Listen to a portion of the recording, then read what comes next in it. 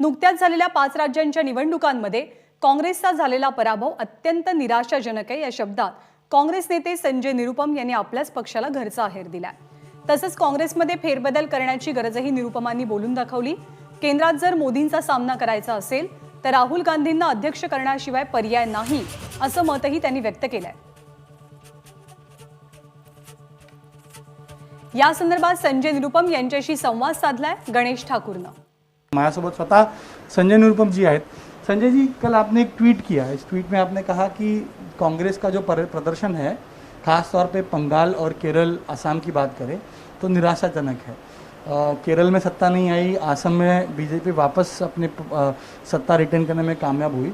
तो आपका ट्वीट कई मायनों में महत्वपूर्ण भी है और एक बात भी बताता है कि कांग्रेस के खेमे में कहीं ना कहीं आत्मपरीक्षण और आगे बढ़ने के लिए एक दिशा देने की मांग हो रही है।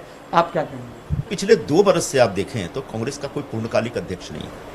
सोनिया जी के प्रति पूरी आस्था और सम्मान के साथ मैं बात कहना चाहूँगा कि कांग्रेस पार्टी के बारे में लोग एक जो अपेक्षा करते हैं कि कम से कम आप एक पूर्णकालिक अध्यक्ष लेकर के तो आइए, और उस पूर्णकालिक अध्यक्ष के नेतृत्व में कांग्रेस पार्टी के अंदर एक पुनर्निर्माण का कार्यक्रम शुरू होना चाहिए। और ऐसे पूर्णकालिक अध्यक्ष के तौर पर मैं हमेशा कहता रहा हूँ, राहुल जी के अलावा और कोई व्यक्ति नहीं हो सकता। मैं एक बार फिर से गुजारिश करूंगा कि लोकसभा चुनाव में भी 3 साल रह गए हैं और 3 साल अच्छा खासा वक्त होता है किसी भी चुनाव की तैयारी के लिए।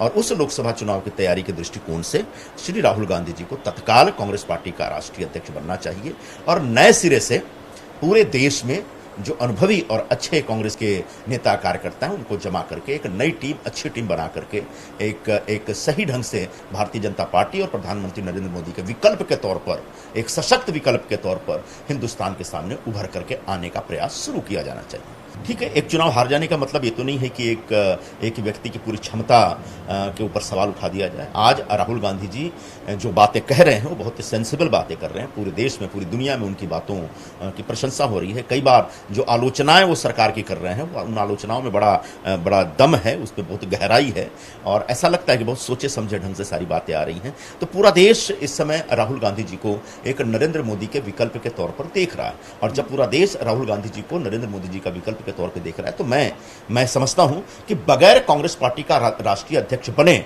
लोग गंभीरता से इस विषय को नहीं लेंगे।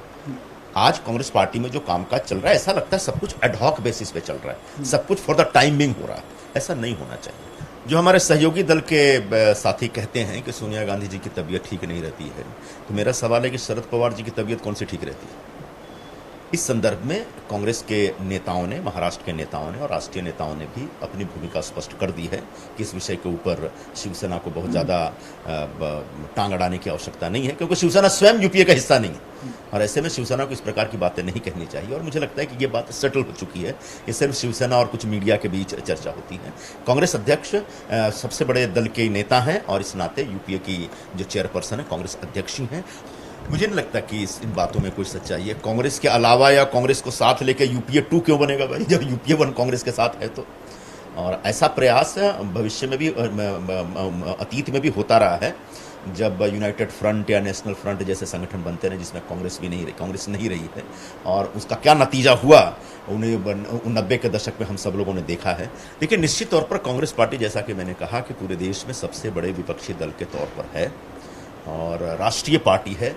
निश्चित तौर पर जो राज्यों में जो पार्टियां हैं वो पार्टियां अच्छा कर रही हैं, जैसे डीएमके ने बहुत अच्छा किया और ममता दीदी की पार्टी ने बहुत अच्छा किया। ये एक उम्मीद की किरण दिखाती हैं और ये पार्टियां अपने अपने राज्यों में जिस तरीके से भारतीय जनता पार्टी को रोकने में कामयाब हो रही हैं, ये सब मिलकर के कांग्रेस के नेतृत्व में पूरे देश में यह काम कर सकती हैं और कामयाबी हासिल कर सकती हैं। राष्ट्रीय अध्यक्ष 2 वर्षांपासून दिला नाही म्हणून राहुल गांधी हाच एकमात्र विकल्प आहे आणि त्यांच्या नेतृत्वाखाली काँग्रेसमध्ये जे मोठे बदल होतील, ज्या स्ट्रॅटेजीज नव्या ऐकल्या जातील, त्यालाच आधार करत भाजपला केंद्रामध्ये सत्ता परिवर्तन करण्यासाठी काँग्रेसला किंवा यूपीएला मदत मिळू शकेल। कॅमेरामॅन अनिल संगरेसह गणेश ठाकूर, एबीपी माझा, मुंबई।